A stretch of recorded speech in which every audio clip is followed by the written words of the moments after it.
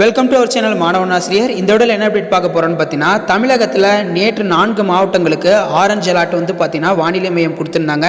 So அதன் அடிப்படையில் ஒரு மாவட்டத்தில் இன்று பள்ளி கல்லூரிகளுக்கு விடுமுறை வழங்கப்படுகிறதுன்னு சொல்லி மாவட்ட ஆட்சியர் ஒரு அவசர சுற்றறிக்கையை வந்து பார்த்தீங்கன்னா ரிலீஸ் பண்ணியிருக்காரு. இது எந்த மாவட்டம் அப்படின்னு வந்து பார்த்தீங்கன்னா ராணிப்பேட்டை மாவட்டத்தில் தான்.